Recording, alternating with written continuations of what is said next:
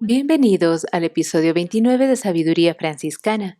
Mi nombre es hermana Michelle Alia y hoy soy su anfitriona. Estoy encantada de tener con nosotros a Jerry Dietz, una asociada franciscana de mi comunidad. Ella explorará las narrativas de la Natividad y la infancia de Jesús a través de un lente franciscano. Bienvenida, Jerry. Hola hermana Michelle, es genial estar aquí contigo. Oh, sí. Estoy muy agradecida de que podamos compartir este tiempo juntas y conversar. Jerry, te conozco cuando llegaste a ser la ministra de asociados con las hermanas franciscanas de Little Falls hace unos 14 años. Tu experiencia previa incluía trabajar para parroquias de escuelas católicas como ministra pastoral, ministra de vida familiar, directora de formación en la fe, directora espiritual y profesora de religión y teología. ¡Uf! Todo gira en torno a ese mismo hermoso tema del acompañamiento en el paisaje de una vida de fe compartida. Tú y tu esposo Rick han estado casados por más de 40 años y han sido asociados franciscanos durante los últimos 15 años. Ambos se jubilaron el pasado mes de junio, un paso importante hacia un nuevo capítulo en sus vidas juntos y en servicio. Tienen un hijo que está casado, que tiene 2 hijas y 2 hijos. Me gusta que les encante ser abuelos. Jerry, también estoy muy agradecida de que seamos amigas, además de que hayamos sido compañeras de trabajo. Juntas hemos sido testigos de muchos cambios en el mundo y en nuestras vidas. Hemos creado y atendido diversas iniciativas para satisfacer las necesidades que vemos. Y veo en ti y en tu matrimonio con Rick una asombrosa capacidad para sentir compasión por los demás, para responder en amor, y te lo agradezco. Espero con ansias nuestra exploración de hoy. Bueno, entonces para comenzar, ¿puedes contarnos un poco sobre tu viaje de fe, incluido el cómo te han influenciado los santos Francisco y Clara o los franciscanos? Seguro, llevé, diría, una vida de fe bastante normal cuando era niña, nada fuera de lo común. Sin embargo, en 1980, cuando me casé con Rick, realmente comencé una vida de oración. Es muy vergonzoso decirlo, pero nada más que peticiones. Rick estuvo en la Fuerza Aérea durante 20 años y en esos primeros años yo inventé un librito que decía cuál era la oración y luego tenía una pequeña sección de respuestas donde decía sí, no o tal vez. Por ejemplo, recé por la paz y cuando estaba embarazada de nuestro hijo, oré para tener un bebé saludable. Y ese fue realmente el alcance de mi vida de oración. Y eso fue cuando tenía más de 22 años. Sin embargo, mi esposo trabajaba en las capillas de la Fuerza Aérea y cuando íbamos a la iglesia, en la parte de atrás siempre había un revistero. Y una vez tomé una revista mensual sobre las escrituras, siempre traía un libro completo de la Biblia y traía una asignación para leer y luego un contexto de cuándo se escribió esto, por qué se escribió, en respuesta a qué y lo que Jesús pudo haber estado pensando y lo que el escritor estaba pensando. Y así todos los días y podías terminarlo de leer en un mes. Empecé a devorar estas lecturas, realmente lo leí todo. No sé si decirles que es un regalo de Dios, simplemente captó mi interés y mi atención. Se llamaba La Palabra de Dios hoy y finalmente me suscribí y he estado agotada durante los últimos, diría que 10 años, pero durante 20 años todos los meses recibí su revista, así que realmente me enamoré de las escrituras.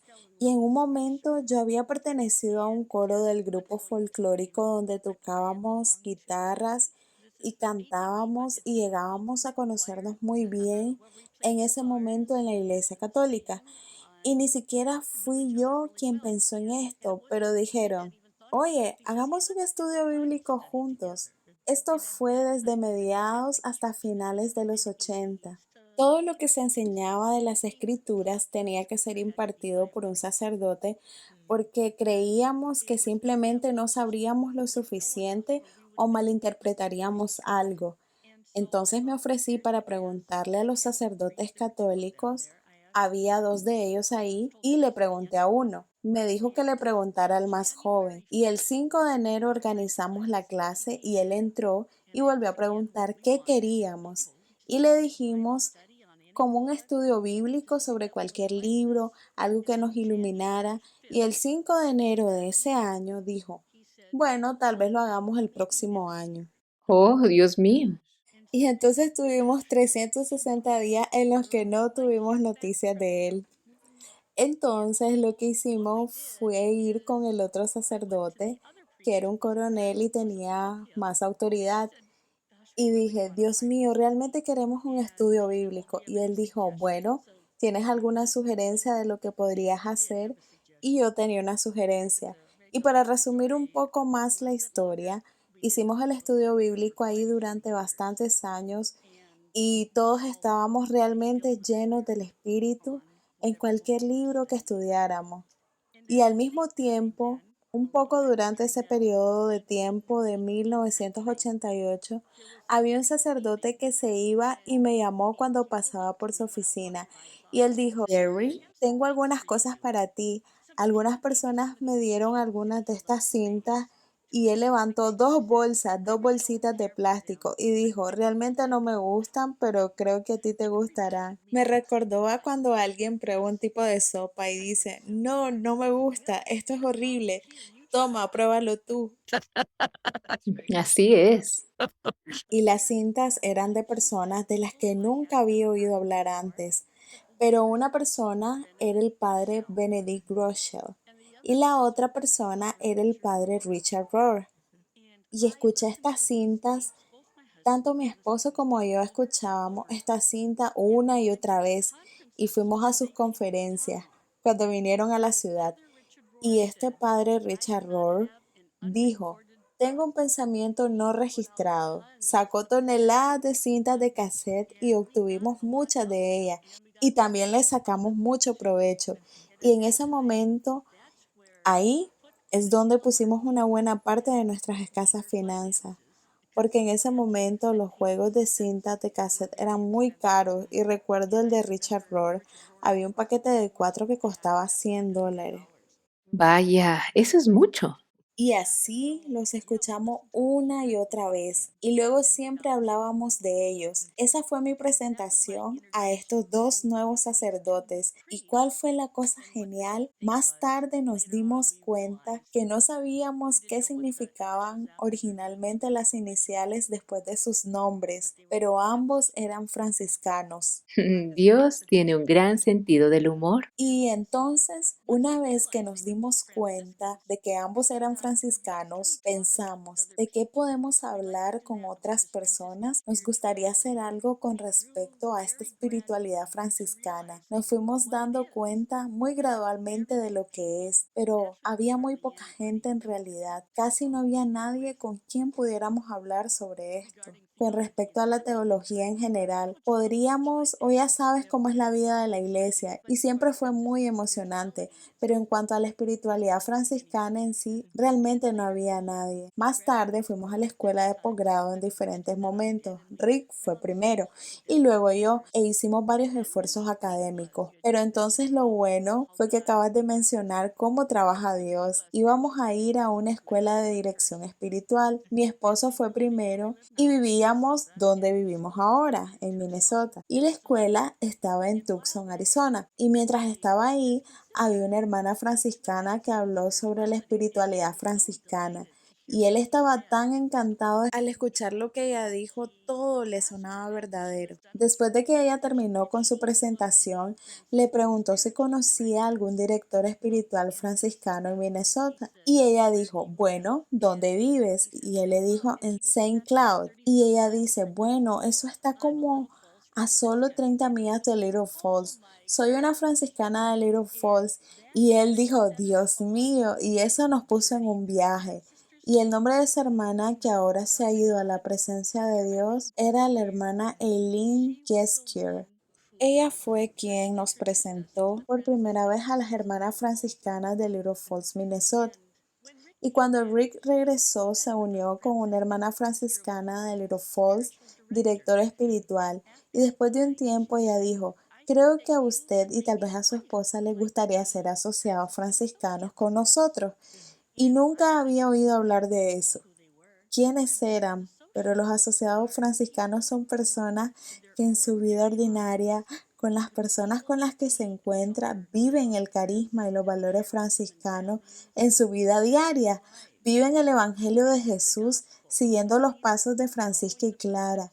Y a medida que supimos más sobre Francisco y Clara, esto encajaba muy bien y no sé cómo explicarlo, pero fue como si nos encantara esta relación con las hermanas y otros asociados que necesitábamos esto y ni siquiera sabíamos que lo necesitábamos. Y esa relación es tan preciosa para nosotros que realmente es para nosotros una obra de Dios. Lo que amo, Jerry, es que al mismo tiempo te atraía una especie de viento del espíritu que soplaba aquí y allá, desde Tucson, Arizona, aquí arriba, y aprendías de la relación de asociación. Por supuesto que nuestra comunidad, no habiéndote conocido, tampoco sabía cuánto te necesitábamos, ¿cierto? Debido a que tú y Rick han trabajado con nosotros durante años y han aportado desarrollando el Centro de Vida Franciscano. Y en tu caso, a la ironía de que tú te convirtieras en la ministra de asociados y fortalecieras y profundizaras la forma de esta relación a través del tiempo y el espacio en muchos países, ¿cierto? Así que encuentro que esa es la belleza de la obra de Dios, que el amor es mutuo, no es una cosa de un solo sentido, y entonces tú y el hambre que habías cultivado durante años, ¿cierto? De la Fuerza Aérea y volviendo aquí y haciendo maestrías y yendo a un entrenamiento de dirección espiritual, lo que finalmente te trajo de vuelta a tu patio trasero, de vuelta a casa en el centro de Minnesota, donde tú ya estabas esperando un lugar al que llamarías hogar en una vida espiritual y que nuestra comunidad necesitaba en la amplitud y en la profundidad de lo que tú y Rick trajeron al regresar a casa, por así decirlo, al centro de Minnesota. Así que solo quiero decir que la bendición es mutua, la necesidad es mutua, y ese es el don de la reciprocidad y las relaciones. Gracias.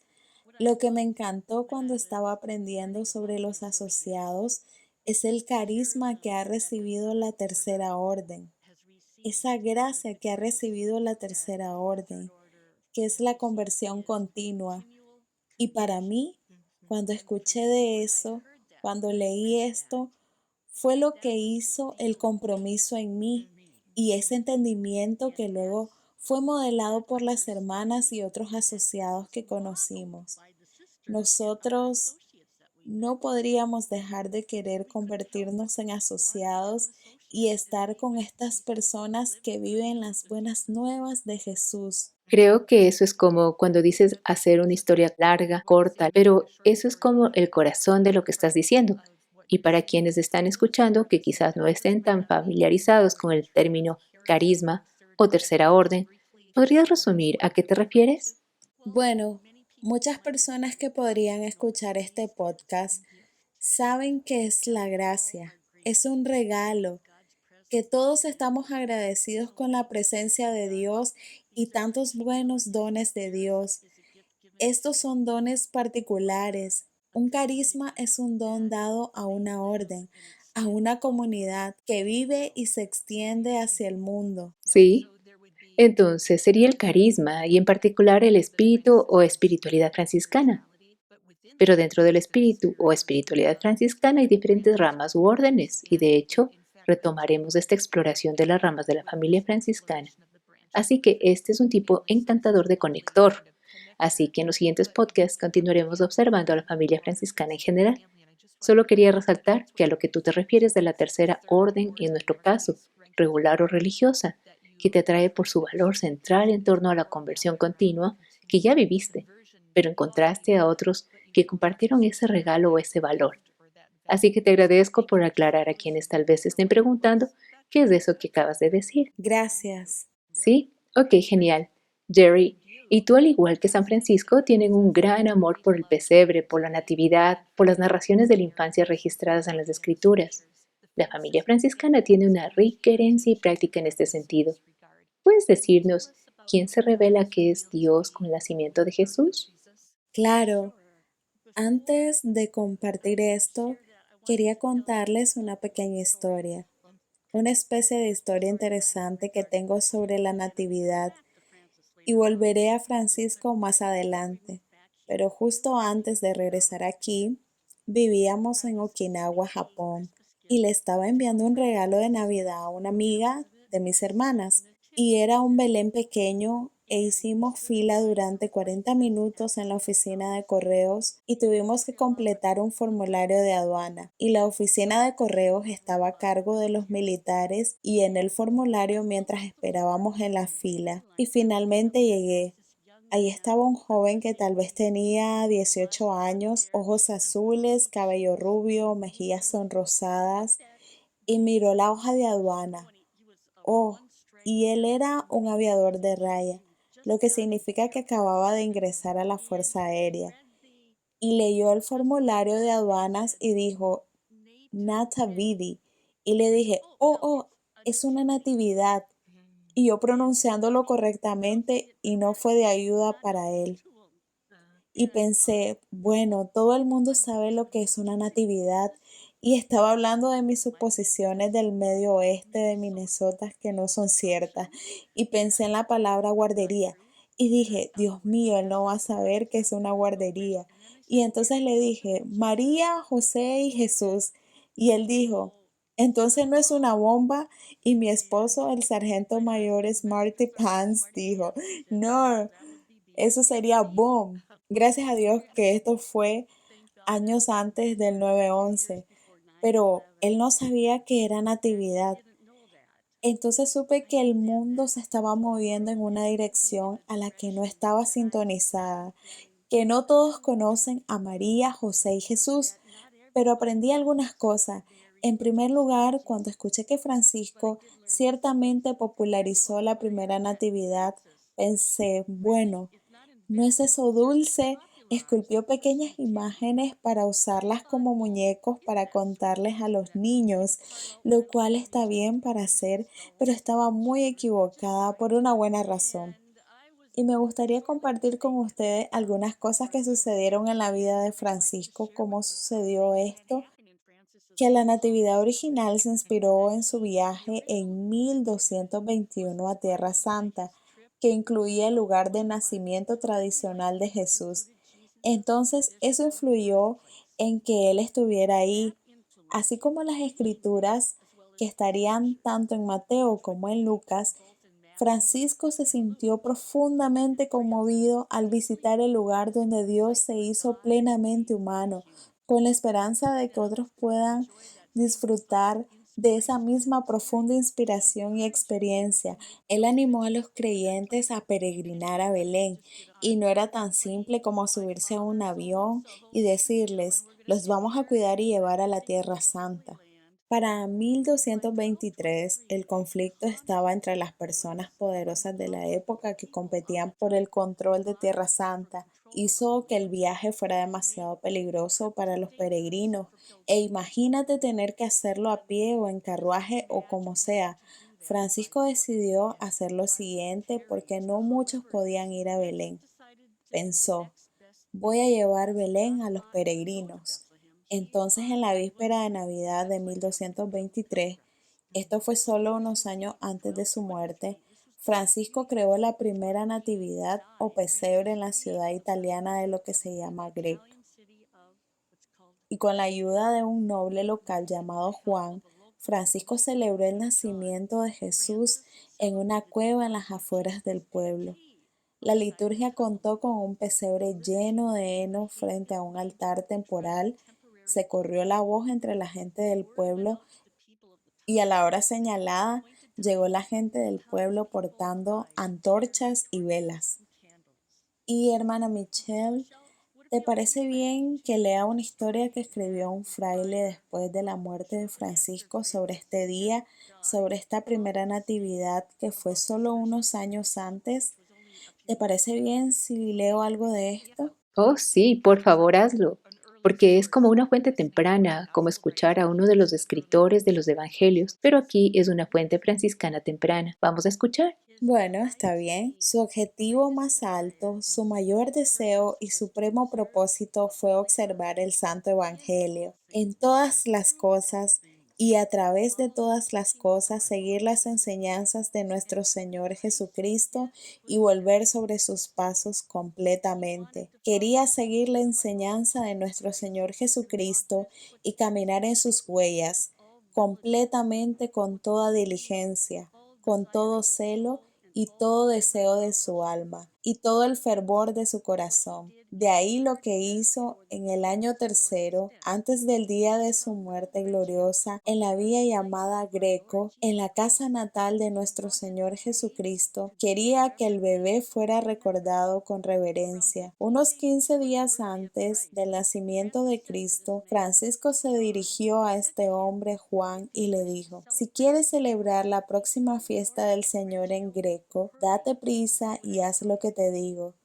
Quiero hacer algo que recuerde la memoria de ese niño que nació en Belén, para ver tanto como sea posible con mis propios ojos corporales la incomodidad de sus necesidades infantiles, cómo se acostaba en un pesebre y cómo el buey y el asno se paraban y descansaban sobre el heno. Al oír esto, el hombre bueno y fiel se apresuró a preparar todo lo que el hombre santo, es decir, Francisco, había pedido. Se acercaba el día del gozo y había llegado el tiempo de la exaltación. Los hermanos fueron llamados de sus diversos lugares con corazones alegres. Todos los hombres y mujeres de ese lugar prepararon según sus medios velas y antorchas para alumbrar la noche que ha iluminado todos los días y años con su estrella resplandeciente. Finalmente, el hombre de Dios Francisco llegó y encontrando todo preparado, lo vio y se alegró. El pesebre está listo. Se cargó el heno y se llevó al buey y al asno al lugar. Se honró la sencillez, la pobreza fue exaltada, se encomió la humildad y de Greco se hace un nuevo Belén. Y ya casi termino, si puedes aguantar un poco. La noche se ilumina como el día, deleitando tanto a las personas como a las bestias. El pueblo llega y celebra con alegría al nuevo misterio. Y luego habla sobre el canto que entonan y la predicación que se da. Y luego el autor escribe esto. No fue esta una visión inapropiada, porque en el corazón de muchos el niño Jesús realmente había sido olvidado, pero ahora por su gracia y a través de su siervo Francisco ha sido devuelto a la vida e impreso aquí por recuerdo amoroso. Finalmente terminó la celebración y cada uno regresó gozoso a su hogar, y Jesucristo nuestro Señor, que por un amor grande e indescriptible se entregó a nosotros, viviendo y reinando con el Padre y el Espíritu Santo, es Dios eternamente glorioso por los siglos de los siglos. Amén.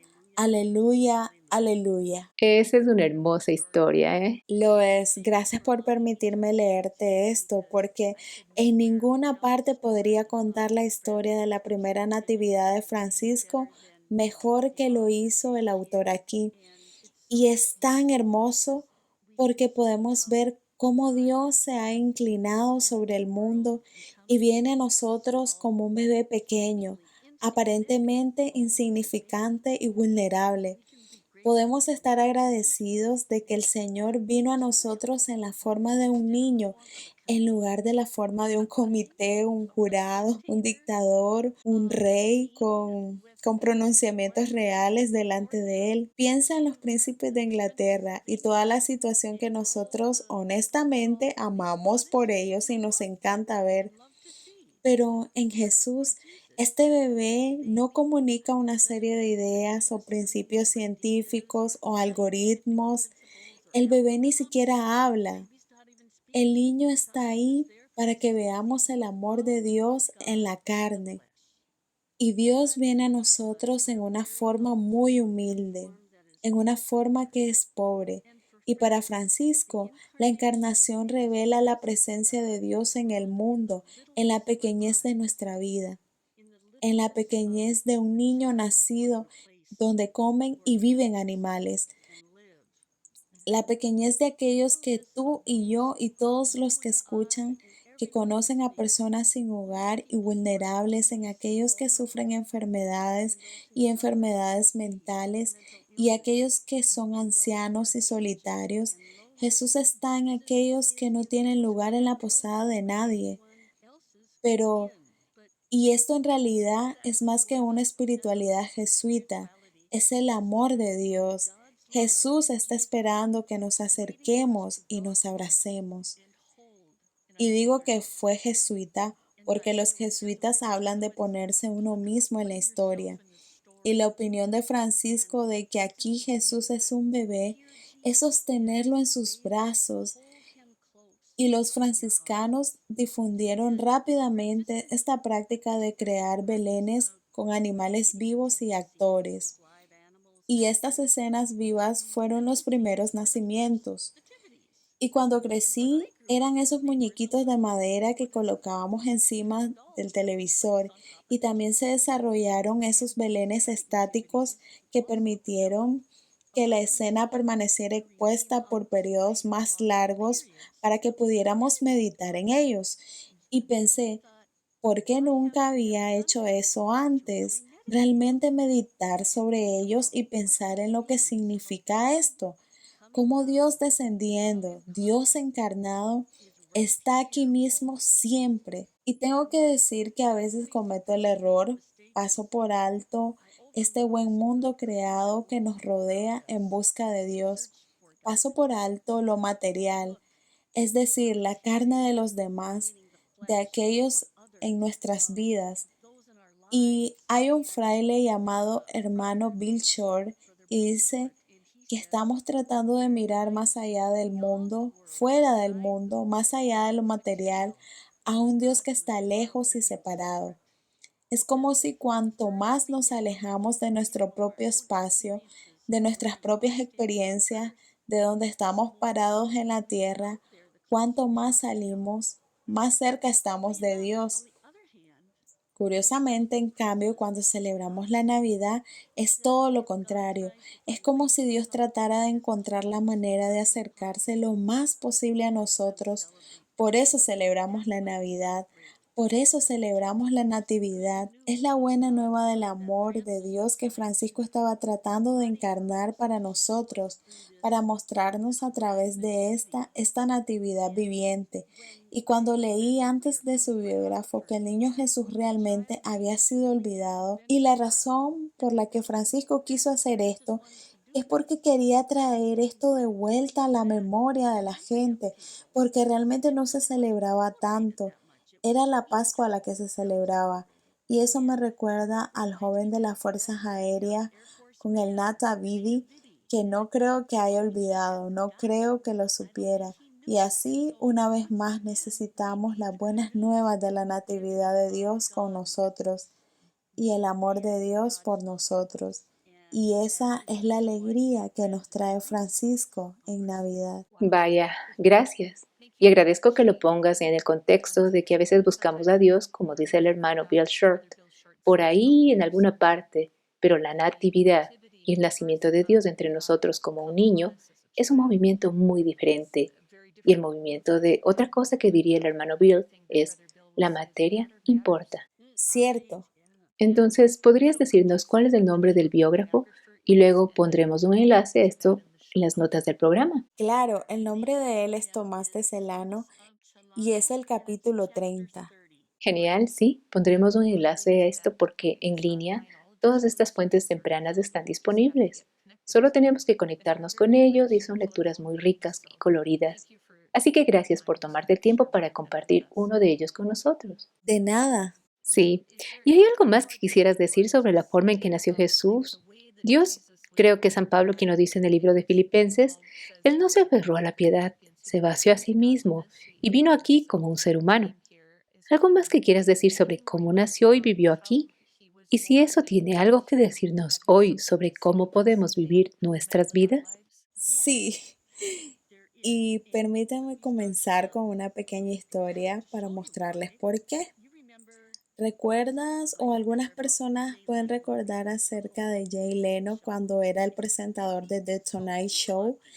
Él tenía este segmento llamado Cruzar Imprudentemente y le preguntaba a la gente en la calle sobre ciertos temas, por ejemplo, sobre la Declaración de Derechos, y les preguntaba, ¿puedes nombrar alguno o nombrar puntos en la Declaración de Derechos? Y la gente no quería responder, ya sabes, porque no sabían o ignoraban esto o no lo recordaban. Pero luego decían, sí, seguro. Entonces él les decía, si lo sabes, dinos uno o dinos tres. Y uno de ellos le respondió, recuerdo que la Declaración de Derechos decía, no debes adorar a ningún otro Dios. Y no, eso no está en la Declaración de Derechos, pero es el mismo tipo de cosas. Y al avanzar en el episodio, él siguió preguntando a la gente y le preguntó a una mujer joven si conocía los 10 mandamientos. Y cuando quiero decir joven, me refiero a que estaba en sus 30. Y ella dijo que sí conocía los mandamientos y él esperó y esperó y ella no ofreció ninguna respuesta. Y Jay procedió a sondear un poco más y le preguntó si conocía alguno de ellos. Y esperó, y ella dijo que uno de los mandamientos decía algo como, no hagas, y tuvo problemas para completar la oración. Y él le preguntó, ¿no hagas qué? Ella dijo, eso es todo, no hagas nada.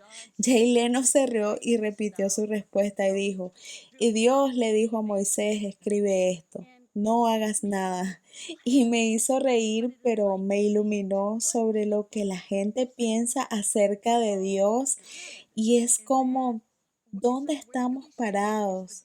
¿Es el Evangelio algo restrictivo, legalista, que convierte a sus seguidores en hombres y mujeres sin alegría, que citan, no hacen nada? ¿Es posible vivir una vida gozosa siguiendo el Evangelio? ¿Es el Evangelio una buena noticia para nosotros?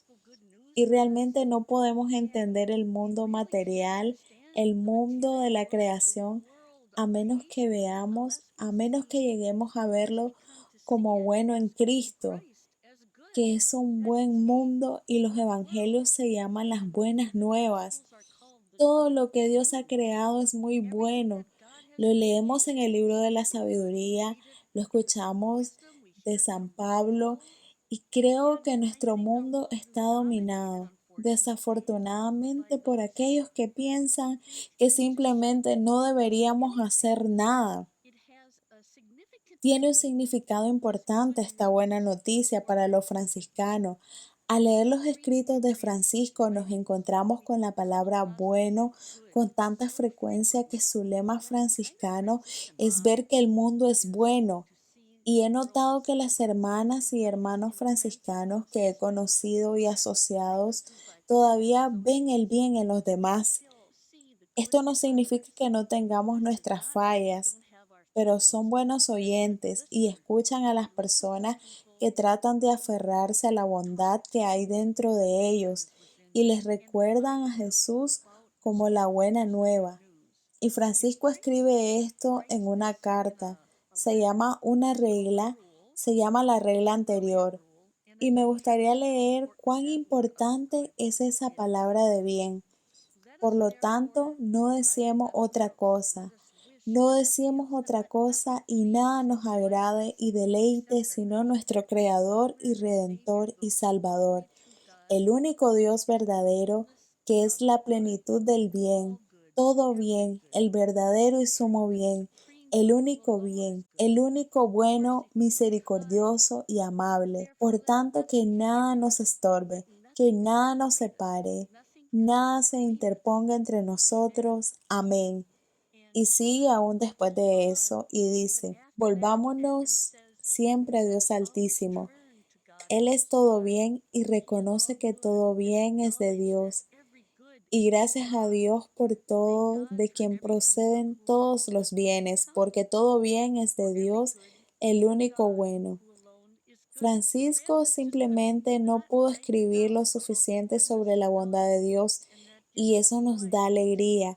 Así que encontrar a Dios en el infante era una habilidad de simples pastores y de grandes reyes. Y es también, creo, que nuestra búsqueda, cómo buscamos el bien en los demás, en aquellos a los que podríamos sentir miedo de mirar enfermos o personas que podrían sentir que nos alejamos.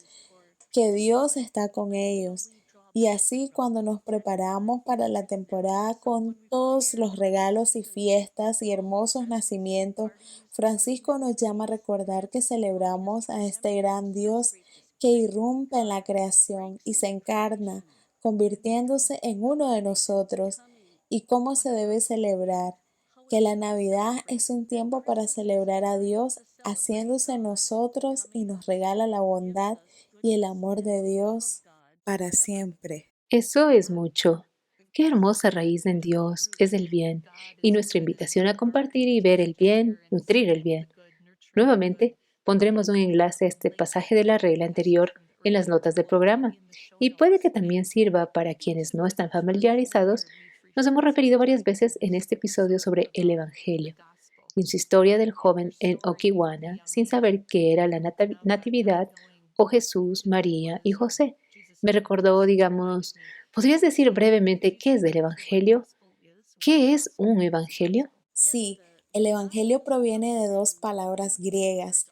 Todos los evangelios están escritos en griego y significan buenas noticias. Y es por eso que cuando esta mujer con la que habló Jay Leno sobre no hacer nada y sabía que él estaba hablando de los 10 mandamientos ahí, pero aún así nos perdemos. Nunca abrazó las buenas noticias. Cuando pensaba en el evangelio, ella pensaba en restricciones o que no era suficiente, cuando en realidad es un llamado a las buenas noticias. De hecho, hay una canción que tiene una línea que dice así: es la mejor noticia de todas, no solo buenas noticias, es la mejor noticia de todas. Y yo creo eso. Gracias. Y aprecio cómo desde el principio, a medida que nos vamos acercando al final, de este amor que tienes por las escrituras, la revelación escrita de Dios como cristianos, es una buena noticia. Y a veces es difícil para nosotros recordar eso, porque hay muchas otras cosas que también están sucediendo en el mundo que no son buenas noticias, que pueden ser malas o duras noticias. Entonces, bajo esa luz, este podcast, como saben, está dedicado a involucrar la sabiduría franciscana. ¿Hay algo más que quisieras decir sobre la sabiduría franciscana, lo que significa para ti, o algo que quisieras decir sobre los valores franciscanos que podría ser alimento para el viaje de nuestros oyentes? Claro, una cosa que aprendí de los franciscanos, especialmente de las hermanas y asociados, fue acerca de la conversión continua. Es que se nos ofrecen oportunidades para convertirnos continuamente sin importar nuestras circunstancias. Una forma que para mí se me hacía una cosa muy fácil fue este librito que tenía cuando tenía 22 años, de las peticiones y nada más que peticiones. Por eso es lo que oré. Quiero decir, fui a misa, pero mi tiempo de oración solo eran peticiones. Eso ha evolucionado más, que mis oraciones sean más de alabanza y gratitud por la bondad y el amor de Dios. Que Dios nos ama aquí. Siempre hay gente, ya sean padres, profesores o tías, abuelas, un amigo que nos escuchó. Siempre son experiencias, siempre hay cosas como el agua y el aire por las que podemos estar agradecidos. Y cuando empiezo a ver estos dones de Dios, siento más la presencia de Dios, lo que me impulsa a compartir el amor de Dios con los demás. Y no hay error, no hay error, no hay miopía, no hay pecado que pueda impedir que Dios nos ame. No podemos quitar ese amor. Y me recuerda que si tengo que decir algo para agradarle a nuestro hijo, lo hacemos porque le amamos o le amo. Y esos ojos en blanco no impiden en absoluto mi amor por él.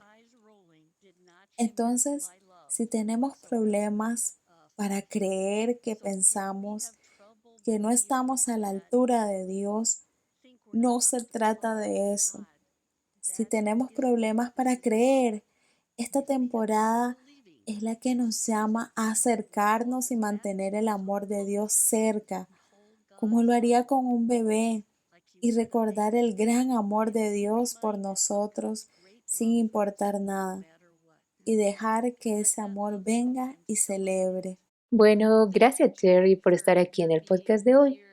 por bendecirnos con tu amor por Jesús, con el amor por las Escrituras, con el amor por todo lo franciscano. Yo oro porque tú seas bendecida mientras continúas compartiendo las buenas nuevas de Dios con nosotros. Una vez más, gracias.